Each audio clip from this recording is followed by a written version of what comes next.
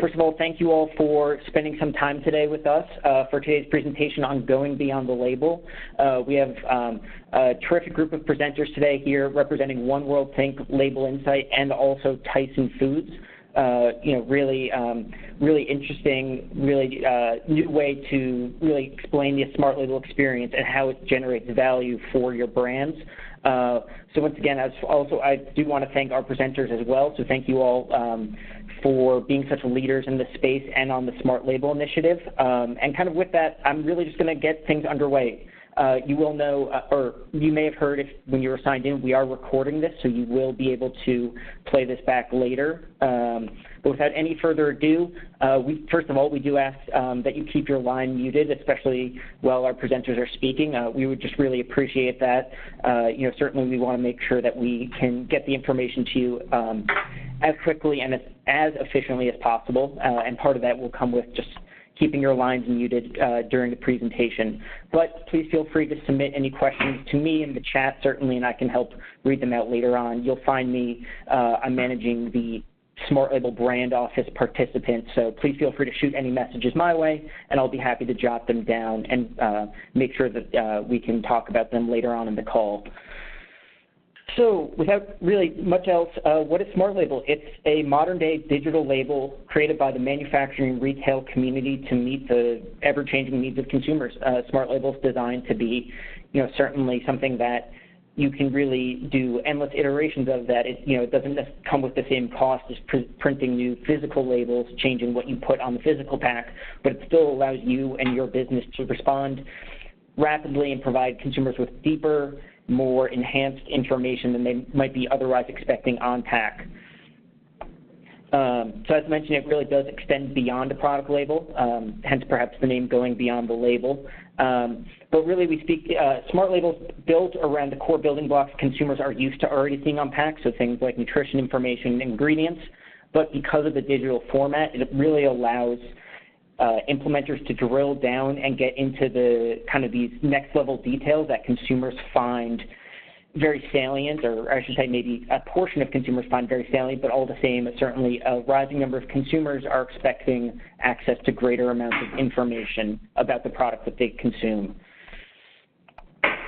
And because we intend to get this information to consumers as quickly as possible, it is very important to maintain a consistent look and feel, and so a lot of that is really driven around the spec that's been built out by, hundreds of people over the last several years. I think as many as 300 people or so were involved in the launch of SmartLabel, and in that time, certainly we've seen people join on the project. Some have since moved into other roles at their respective organizations, but it's really been a collaborative effort, and I think one that new individuals can always feel free to jump in and join. Just one last brief thing about the SmartLabel growth over the last several years is we've seen, after a little bit of a startup window where you're really kind of learning a lot about what it takes to implement and how we can support companies implementing the SmartLabel initiative, we've seen that really since the summer of 2017, we've seen a number of these kind of spikes, but we've also seen a relatively nice growth curve that's been kind of consistent, that we haven't necessarily seen too many lulls. So it kind of does show that, as SmartLabel continues to grow, we're certainly kind of still responding to the ever-changing needs of the marketplace. Right now, as of today, there's over 56,000 products, which puts us well on pace for our end-of-year forecast. So it's certainly exciting to see that. We have also seen a lot of traction in the retailer community. So any of you on the phone who are calling in from the retail community, certainly know that you're not alone, that, many of your peers are actively moving into this space. Okay, so without really any further ado, just giving quickly my email address as well as the director of the SmartLabel program, Julie Savoy. With that, Dave, I'm about to turn over controls to you, and then the show is yours.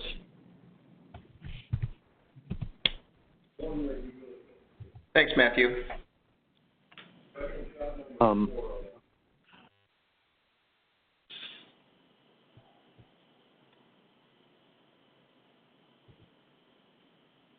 Chris, do you want to go ahead and kick us off?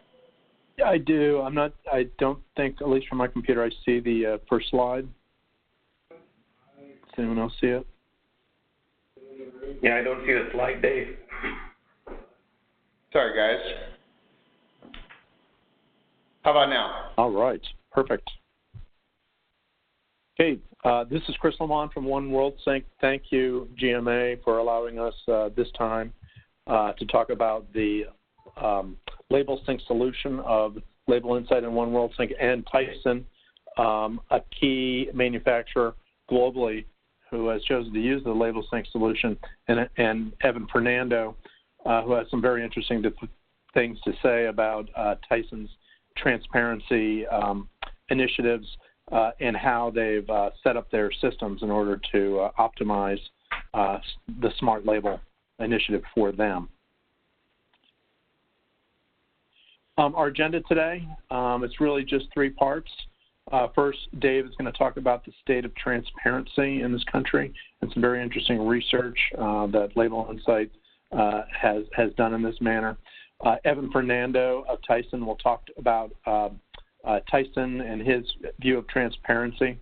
And then Evan will transition into talking about sort of the content ecosystem in the back end and what Tyson is doing to support SmartLabel.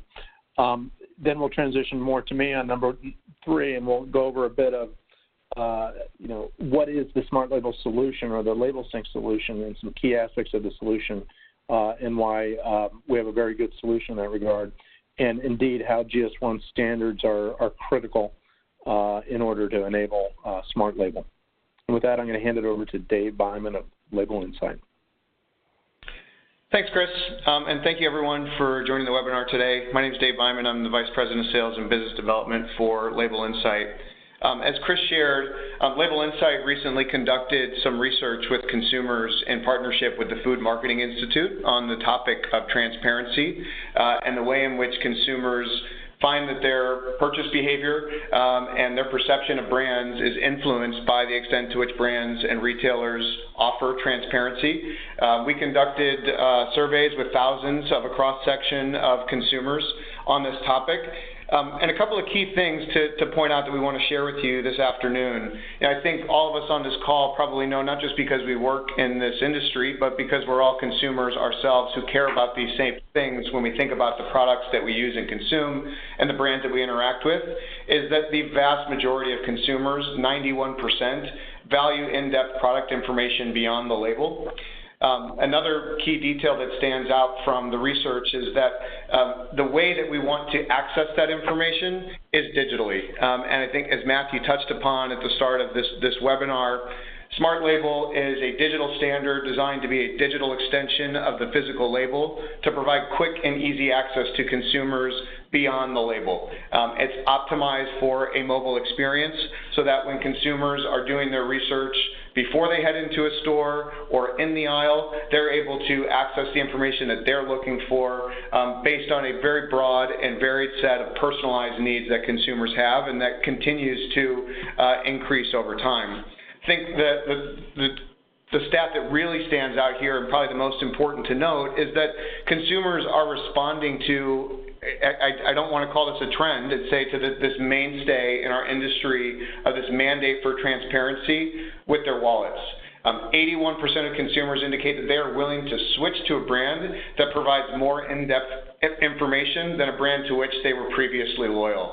So SmartLabel, of course, provides a fantastic medium for brands to do exactly that, to equip consumers with the information that they're looking for and to tell their unique brand story, not just about what's in the product or how it's made, but how those ingredients were sourced and grown and how they made it ultimately to consumers' plates. You know, the topic of this webinar is about providing information beyond the label. You can imagine looking at a product label that had this amount of information on it And I guess you can't imagine that because there's not the real estate on package to communicate all the things that consumers want to be able to understand about the products that they use and consume. In the research were questions to consumers about the packaging descriptions that most impact their purchasing, and we've just grouped them here by top tier, mid tier, and bottom tier in terms of the greatest percentage of the product characteristics and attributes that consumers say are most important to them. I think interestingly, over on the left-hand side, when you look at top-tier attributes, the things that impact purchase decision the most, what stands out to me is that it's really consumers looking for the absence of things. Not necessarily what's in the product, but what's not in that product. Was it made without preservatives? Was it made without added hormones? Is it low in sugar and low sodium? Is it free from artificial flavors, artificial colors? Is it free of antibiotics? In the mid-tier, I think what stands out to me here are attributes related to sustainability, things like and also animal welfare, things like is it cage-free or grass-fed or free-range. And then in the bottom tier, I think maybe some surprises there. We know gluten-free is an enormous trend in our industry, and that many consumers seek out products that are free of things like gluten. It's surprising to see that falls into the bottom tier. Still very much important to consumers, but not as important as maybe some of the things that are more surprising to us in terms of the things that consumers are looking for. And when you think about your brand and the things that you want to communicate to your consumers and the things that really you need to communicate to your consumers along their path to purchase, each of which wears a different mindset depending upon the category in which they're shopping and the things they care about, whether it's nutrition or ingredients or their own wellness goals or the life stage that they're in, or understanding if a product or brand aligns to their sense of values and so on and so forth. You can't communicate all that stuff on package. Via SmartLabel, you certainly can. It provides you with the medium to tell that story and to communicate to consumers all of the things that they need to understand about your product. And I think this research is really compelling as you think about what you want to communicate and the right medium by which to do that. And we certainly feel SmartLabel is a best-in-class technology to do exactly that. I think this is just a slightly different version of the same story. The research indicated that nearly 50% of consumers are following some kind of specialty diet. 47% indicated they are following a specialty diet.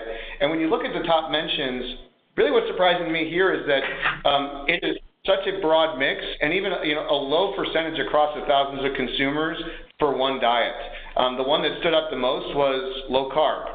I don't see a lot of that communicated on package, at least in a very explicit way on the products that I see in grocery stores. That's something that consumers need to pick up a package, turn it around, read the nutrition facts panel, have an understanding of what's the right amount of daily recommended carbohydrates in their diet. But through SmartLabel, brands have the ability to communicate these types of things about their products in a way that's really straightforward and can translate what is sometimes that complex science on package into something really straightforward and meaningful for consumers to be able to understand about that product. The other thing that stands out to me too here is it looks like maybe a dozen specialty diets that rise to the top, but a lot that I think are noticeably missing from this list. That does not mean that there aren't many consumers, of course, that are following lots and lots of other diets.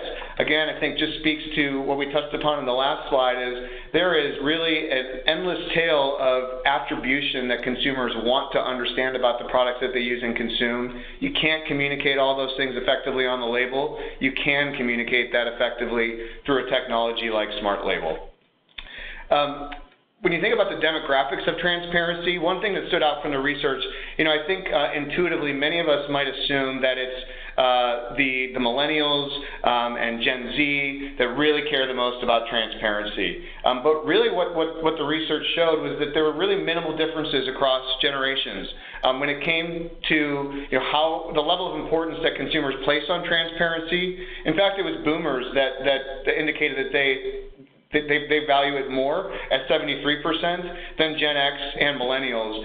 Certainly, I think all three generational groups strongly value transparency. What's not shown here on this slide that's in the research, and by the way, please feel free to reach out directly to me after this webinar. I'd be happy to share the full report with you, was that, while all generations care about transparency, there's certain elements related to transparency that they care about differ. Boomers, for example, seem to care most about looking at nutritional information and the food as medicine sort of attributes that products have as they get on later in life, as they deal with more medical conditions than younger generations face. The sort of information that's most important to them is, will this product improve my health, or will it help treat an ailment in the life stage that I'm in? Whereas Generation X, what stood out was, they're really looking for products that have more functional types of attributes and products that help them to meet their wellness goals or certain lifestyle choices that they've made it. And millennials, maybe not surprisingly, the pieces of transparency that they're most interested in are things like sustainability. How is this grown? How are the animals or the environment treated in the production and manufacturing of this product? So some really interesting insights from the research in terms of demographics. And I think another thing to point out too here is that the consumers that care most about transparency are your consumers that are spending more. They spend on average $125 per week in the grocery store. They are generally higher educated and college graduates. And I think maybe not surprisingly, residents out west in states like California and Oregon care a little bit more about transparency than in the Midwest. So just a couple of interesting insights there. This is probably my favorite slide, and I think the one that everybody on the call ought to take note of. Transparency maybe 5 years ago was a bit of a buzzword. Over the last 5 years, we've really seen it grown increasingly as a trend. I think we could all agree that transparency is a mainstay today. But a challenge I think many brands have had is, how do we quantify a return on investment in investing resources in providing consumers with more transparent information? It's been a little bit of a squishy metric, if you will, over the last couple of years. It's been hard to measure, what really is the impact of providing consumers with more transparent information. In looking at products that are enrolled in the SmartLabel program compared to year-over-year sales and against the entire food and beverage market, we've seen that products that are enrolled in SmartLabel that are providing greater levels of information to consumers are outpacing the rest of the entire category by 6%, growing at 8% year over year in a market that's growing at just under 2%. So the research is really clear that investment in transparency, investment in SmartLabel makes a real impact on your bottom line, and consumers are responding with their wallets for brands that are providing this greater level of information. Just a couple of last things to point out here, and then I'm going to turn it over to Evan to talk about Tyson's unique perspective on transparency. I think we talk a lot about brands and the way that they're providing more information to consumers. Retailers certainly are not impervious from this trend as well, and they're responding, as Matthew said, by participating in the SmartLabel initiative. Major grocery retailers and their own brand products are enrolled in the initiative, but they're also doing other things in store to help consumers make more informed decisions about the products that they use and consume. And it's not just about providing data and providing information that they might find on package. It's also about taking a unique point of view on wellness and a unique point of view on transparency. You see at Target, for example, they're helping consumers find vegan products and gluten-free products and organic products. They are also defining unique things that are unique to the brand that Target is building as a destination for wellness items by defining a custom definition for things like what makes a product responsible. Or what makes a product nutritious, or how do they think about what a product that has simple ingredients is. So these are attributes that appear at shelf edge and appear online, and this, I think, just again speaks to the power of SmartLabel for brands to not only provide consumers with information they're looking for, but also to tell their unique story and to put their own unique point of view on what wellness and sustainability and these other topics related to transparency mean to that brand and mean to brands like Tyson, as Evan will share here in just 1 minute.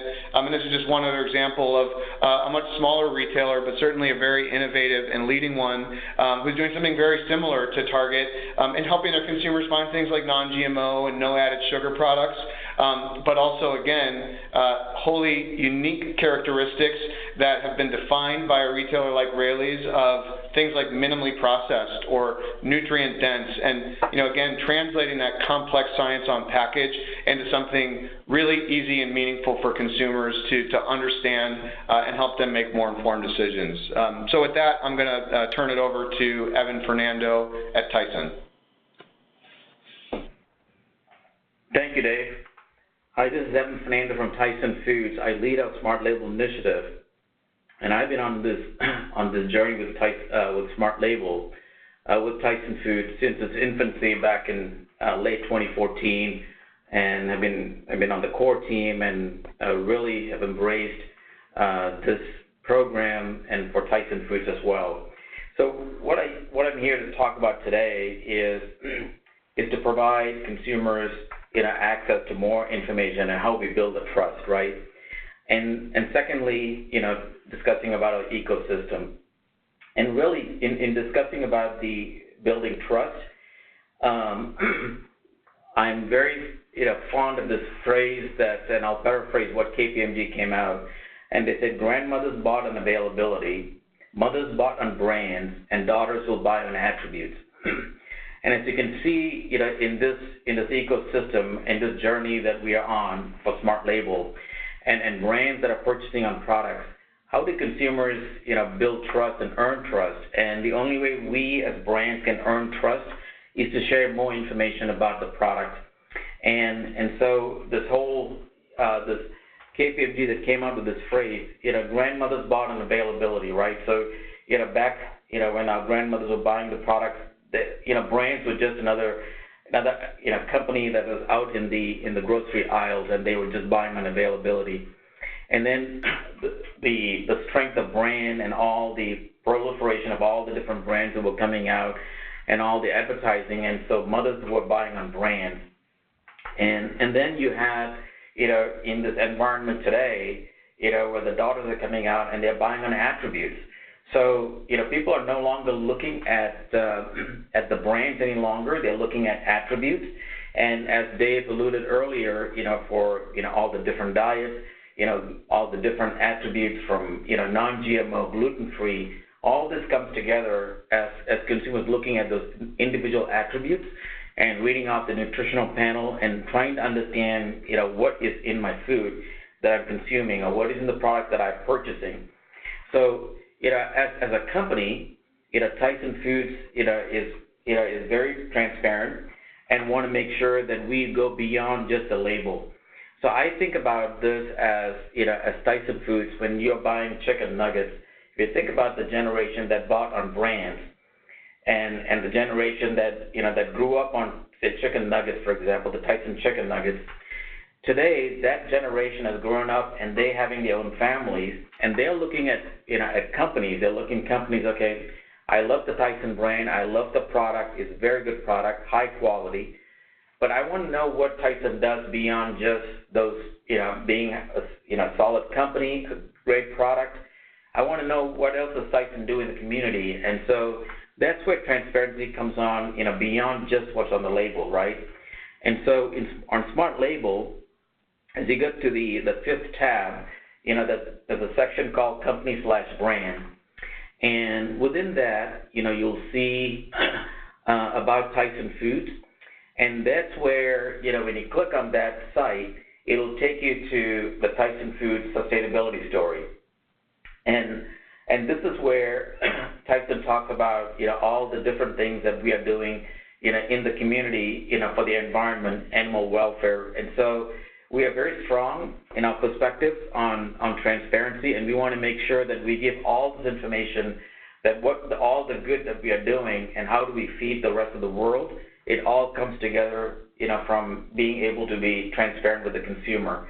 So making great product is one perspective, but then going beyond the package and showing, giving the consumer more information beyond what's on pack it's truly where, we earn the trust of the consumer, because then the consumer trusts us, and as Dave indicated in one of his slides from the consumer insight, consumers, are willing to spend more when they get, more information, when they gain more transparency from a brand.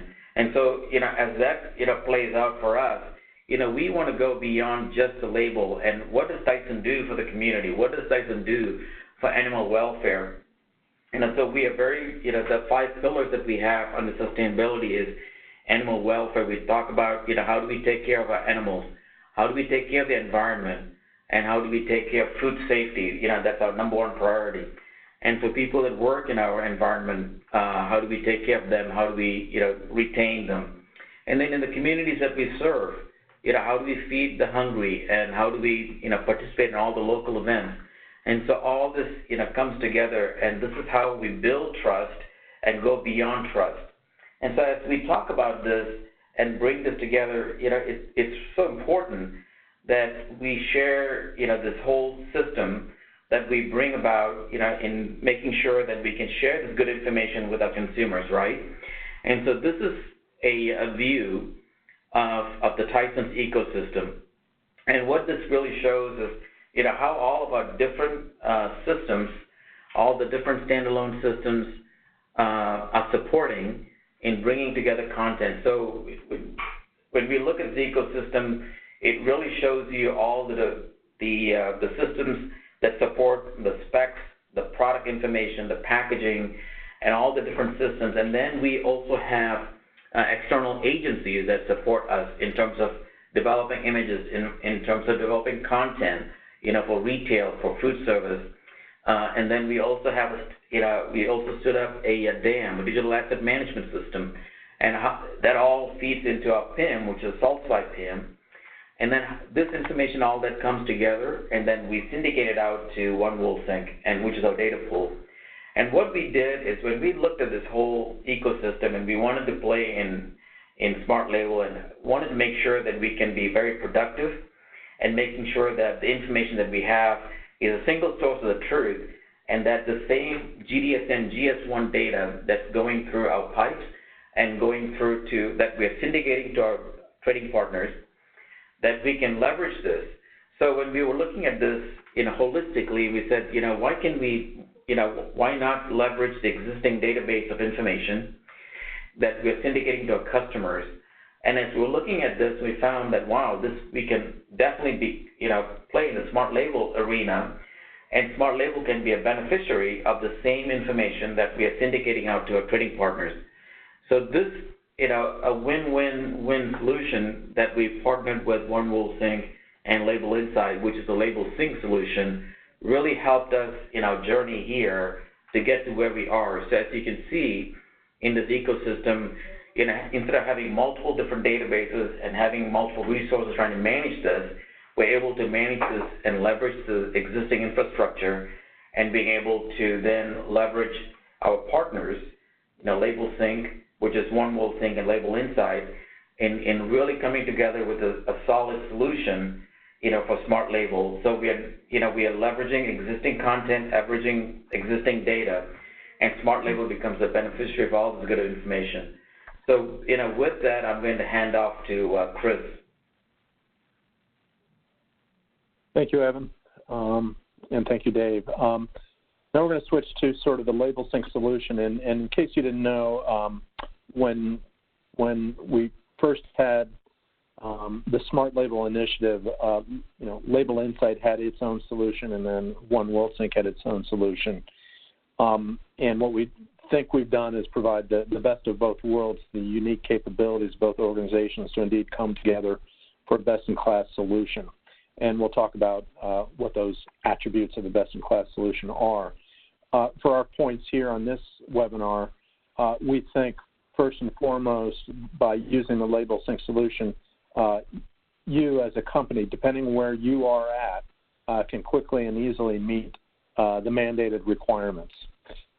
Second is you can onboard your information from GDSN, and what's missing here is also onboard using the Label Insights publisher solution where you literally are dropping and dragging or uploading your digital artwork. So we allow for two different ways of providing your data. In the case of Tyson, they use the GDSN publication, as Evan showed in his diagram earlier. The last is we say, let us be your SmartLabel expert, and we say that is because both organizations, One World Sync and Label Insight, have been involved with the SmartLabel initiative from the beginning, back from One World Sync hosting the first industry kickoff in October of 2014 to involvement in the various committees in terms of coming up with tab structures, data mapping, et cetera.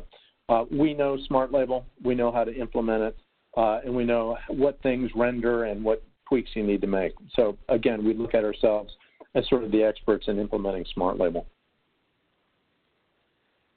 We're just going to do a very high-level look at a few pages here. We know on the call, in terms of registered, we have a mix of customers that may know quite a bit about SmartLabel and some that won't. So we've sort of got the happy medium here. This sort of brings together what we've talked about, this whole time. One is the importance of transparency, the importance of providing specific dietary needs or specific information, even on company information and the good deeds that Tyson does for his community. In this case, let's look at the first and the third tab of the Food SmartLabel page.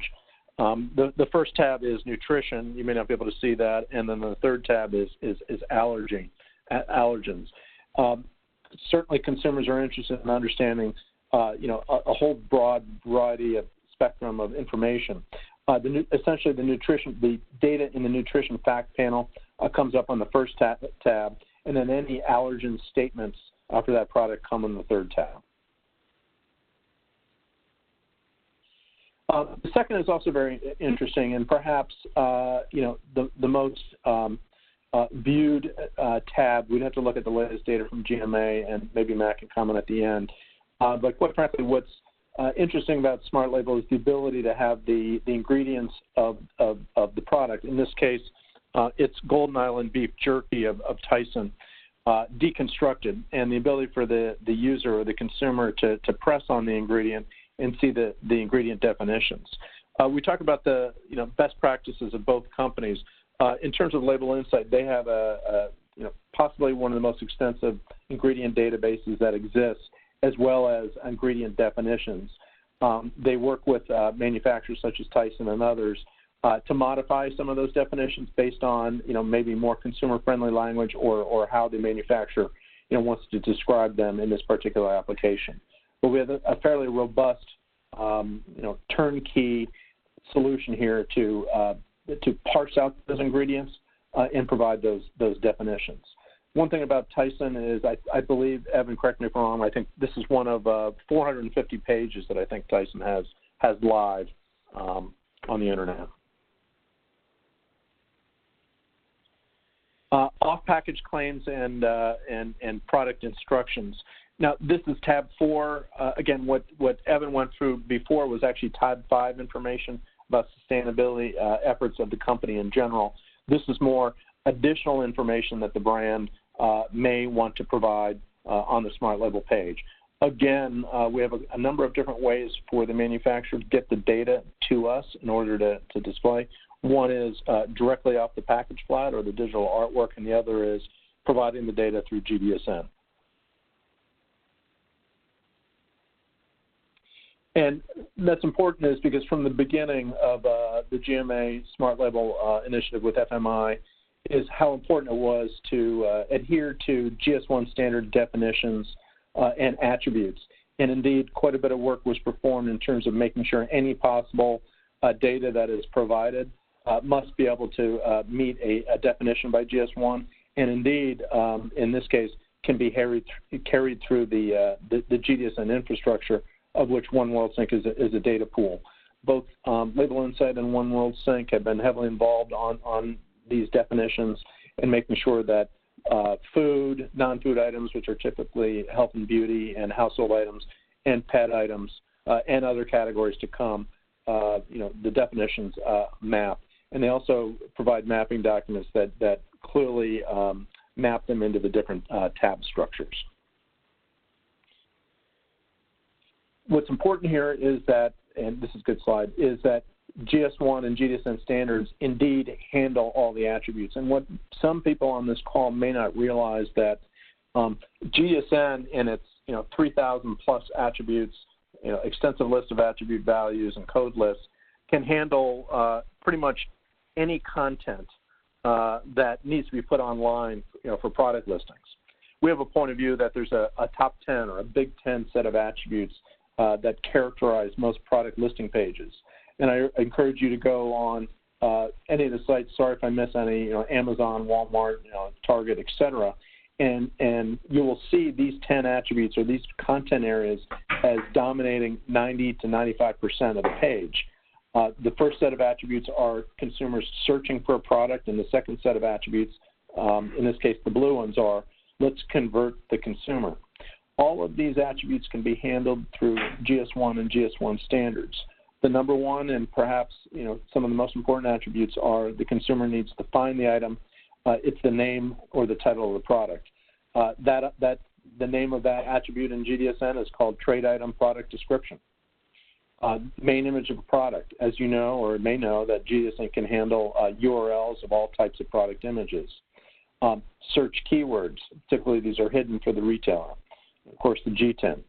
Then, I encourage every one of you, next time you go on a product listing page on an e-com site and say, typically there's additional images and media, and surely the GDSN can handle that. Features and benefits, marketing message, dimensions, contents, etc. GDSN can support it, and it certainly can support SmartLabel.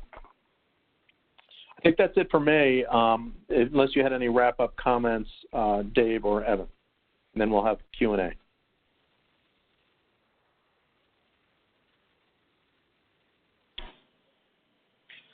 No, nothing I would add from the Label Insight perspective, but would love to hear questions from those on the call that we can answer.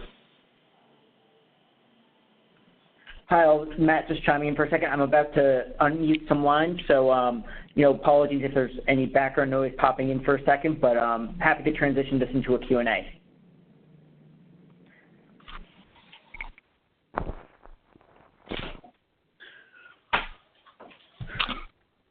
And I think I can kind of kick things off with a question I just had when I was going through this, or really just more a comment to call this out. But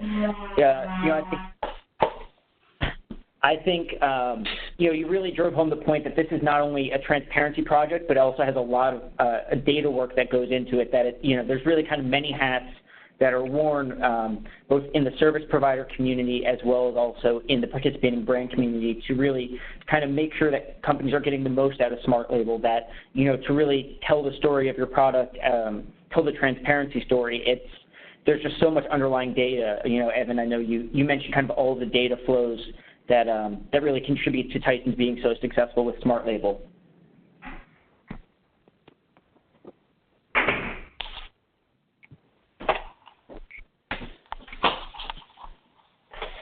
Matt, I guess I would add to that. I think, yes, that's absolutely right. And I think one thing that stands out to me and that we hear frequently from our customers, and I think both Evan and Chris touched upon it, is that participation in SmartLabel is not about just populating a landing page with information.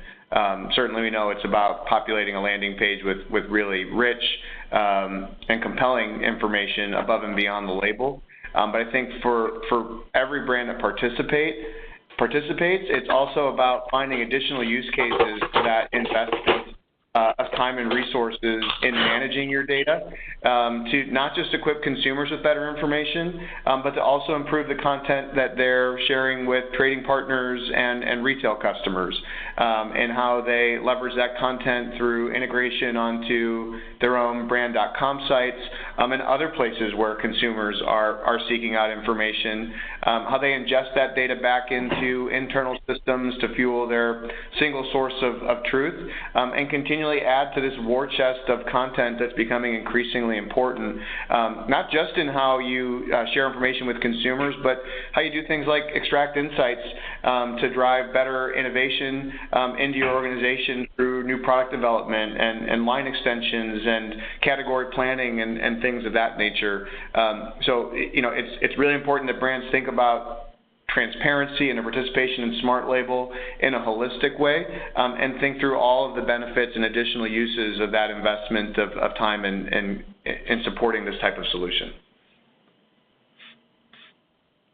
Yeah, and I'll add to that as well. The other piece to this, Dave, is to Dave's point, is that it also meets the digital disclosure requirements that are coming up in 2022, but as early as 2020, right? So the bioengineering work that needs to be disclosed. So all that comes together. So that piece comes together. Then, but beyond that, it's not just meeting a regulatory need, but SmartLabel really facilitates the consumer transparency, and this is where brands that can accelerate their value proposition to the consumer and build more cohesiveness to the brand, and that is where the sticking point comes in, is making sure the customer sticking to your brand and to your product, is being able to provide more information, and by doing that you earn the trust. Yeah, and Evan, to add to that, I don't know if anyone picked up on your slide, but in terms of making sure that there's a single source of truth of your data, you also publish, through GDSN, through One World Sync, data to at least 145 data recipients, those being food service distributors, grocery, mass merchandise retailers, in addition to what is forwarded on to Label Insight as a recipient as part of that network. So one of your more important goals is to ensure that that data is exactly the same.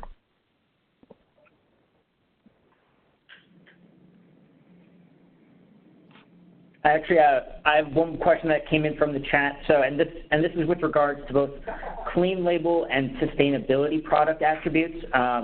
So Evan, as a brand participating in SmartLabel, and also Chris and Dave as service providers supporting a company, providing this information, how have you dealt with maybe kind of some of the ever-changing nature of clean label or sustainability product attributes, whether it's new attributes that may, certainly need to be added into the GDSN system, or attributes that maybe not all suppliers are currently populating?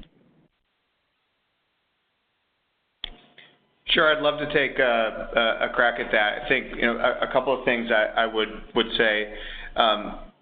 There's not a universally agreed upon definition of what clean label means.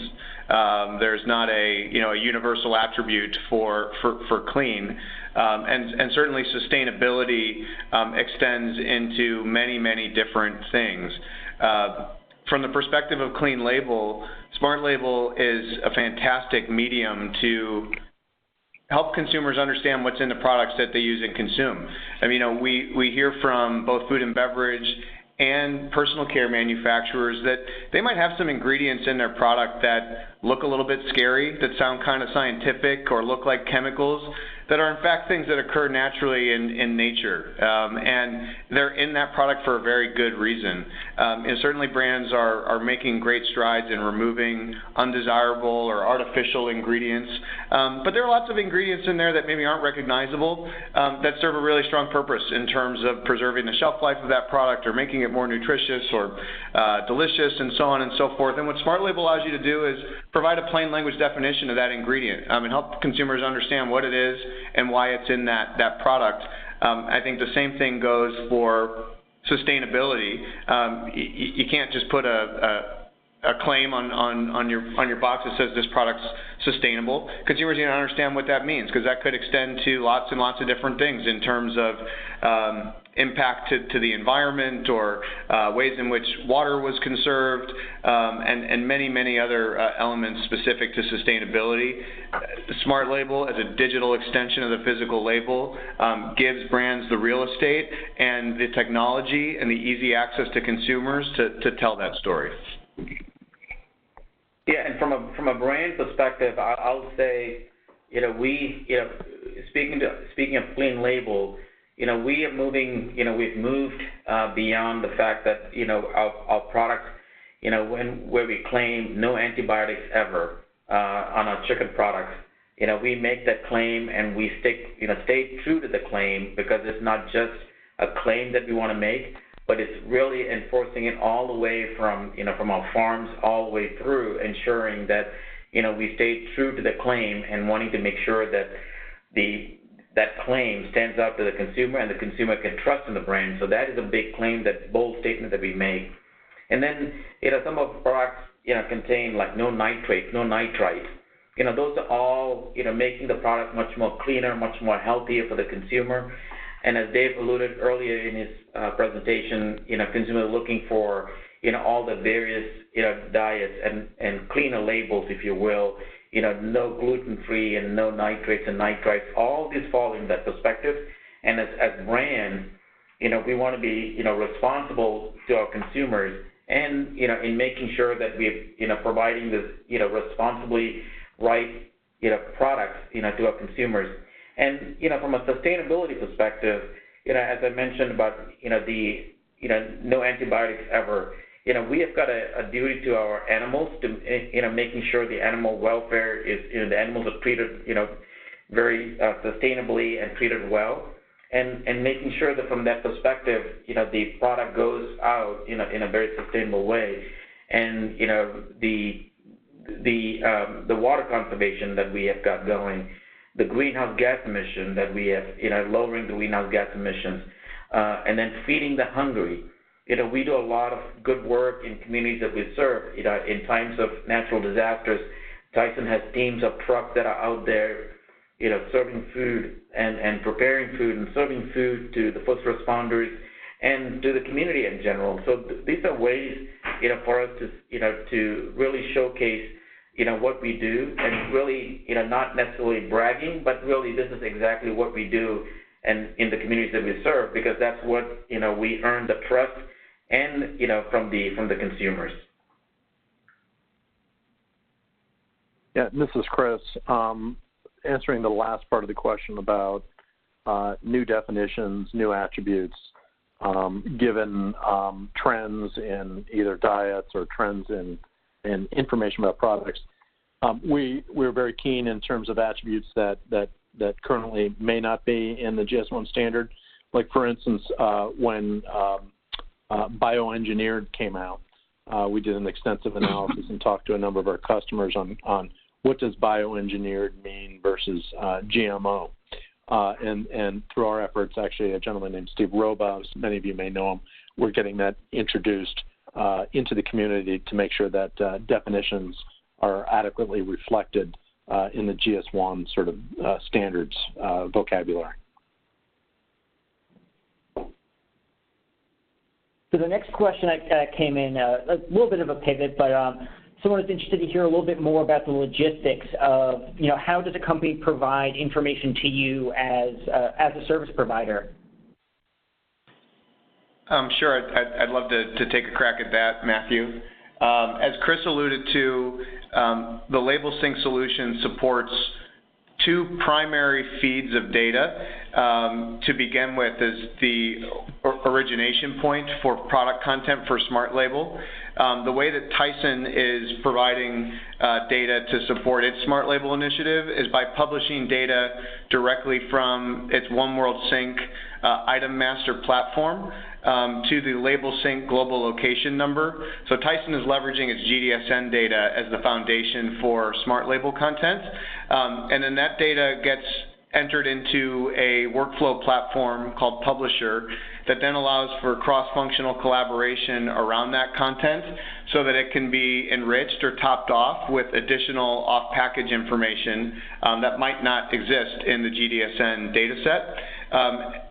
The other option is for brands who maybe don't have the level of completeness and accuracy and sophistication that a brand like Tyson does in its management of data through GDSN, is to simply submit label artwork into the Label Sync solution, which can be done through a drag and drop of package flats or mechanicals or six-sided sets of imagery that allows for the Label Sync solution to legibly see all sides of packaging, and then content is automatically extracted off of that label and automatically mapped into the SmartLabel template into that same workflow platform called Publisher, where brands can then again collaborate cross-functionally around that data, verify for accuracy, make any changes, and then of course enrich it and top off with any off-package information as well.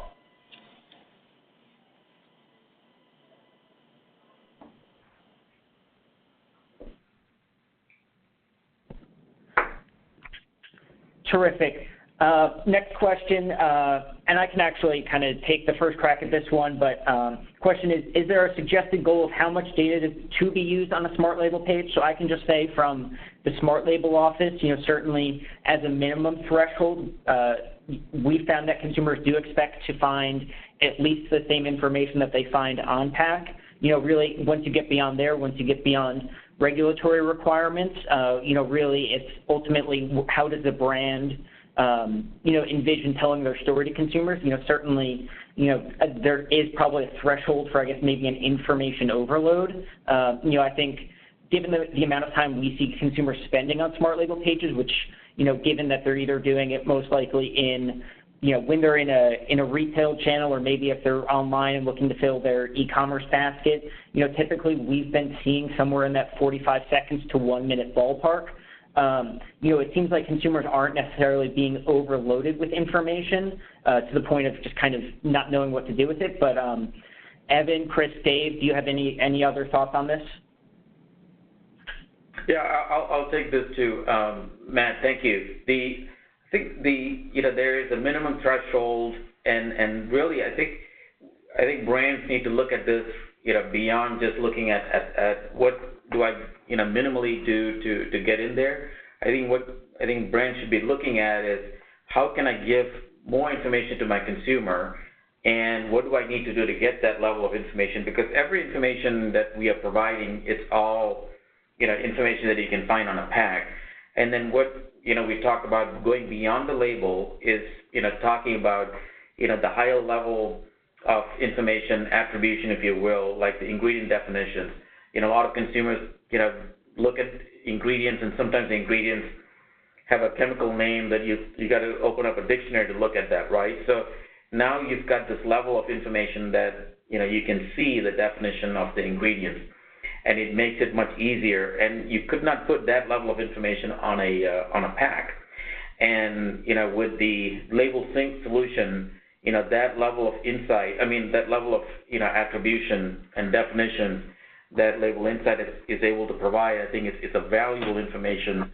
And essentially you're using, you're leveraging GS1 information and that GS1 data that flows out, and then making sure that the consumer gets to see all the information, and then giving them more information. I think, so brands should be looking at it more from a perspective of what can I do to go beyond just meeting the regulatory needs, and also just calling it, well, now I'm playing on SmartLabel, I'm good, but what can I do beyond that to make sure that I can give more information to the consumer, that the consumer is going to stick with me for the long run, as opposed to just meeting either a regulatory need or meeting a SmartLabel need.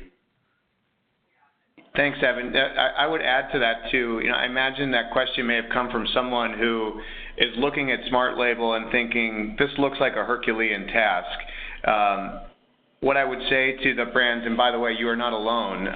Many brands we hear say, I want to be transparent, but I don't have my data organized in a way today that allows me to do that in a way that provides the type of consumer experience that I think we want to be able to provide.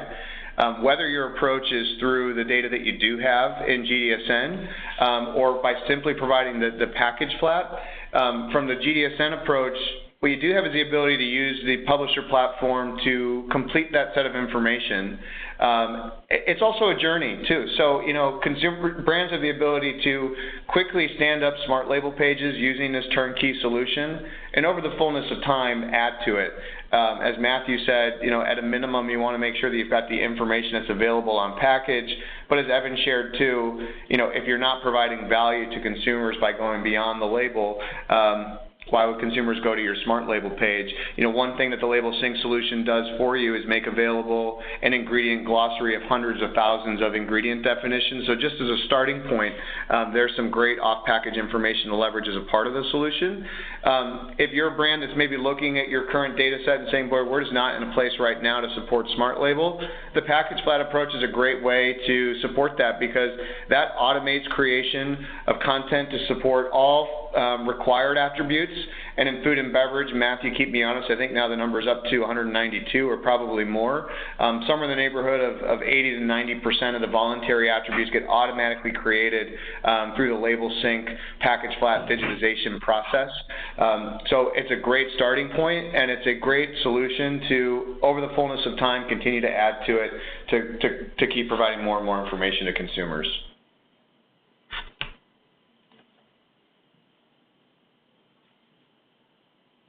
And Dave, I think also to your point, you know, this dynamic nature of a digital label really kind of speaks back to the origins of the Smart Label project.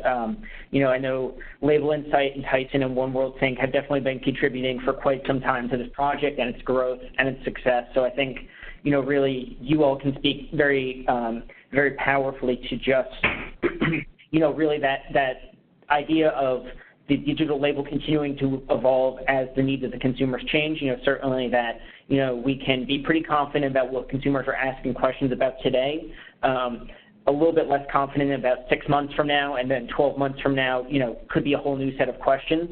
But with the digital label, you know, you really do have an opportunity to respond in a quicker and more cost-effective manner while you continue to assess what questions your consumers are asking. Absolutely. All right, it's about 5 minutes to now, so I'm going to put out one last request for anyone to drop questions into the chat box. You know, certainly I'm also happy to be kind of a facilitator to connect the dots after the call as well. So while anyone may be typing in those last questions, I just want to thank both our presenters for this terrific presentation. You know, the Label Sync solution is truly really pushing the Smart Label initiative to an exciting place, and I think it, you know, as Tyson has kind of been able to demonstrate as their use case, it really kind of can take a brand story and kind of really elevate it and put it in the eyes of the consumer at any place, at any time. You know, with that, I also want to thank everyone who dialed in today. You know, I'm sure you'll be hearing from us as well, just to, you know, make sure that you have all the information you need to come away from this presentation having learned a lot. So thank you all for your time. Thank you. Thank you, Matthew. Thank you, everyone. Thank you, Matt. Thank you. Bye. Matt, thank you.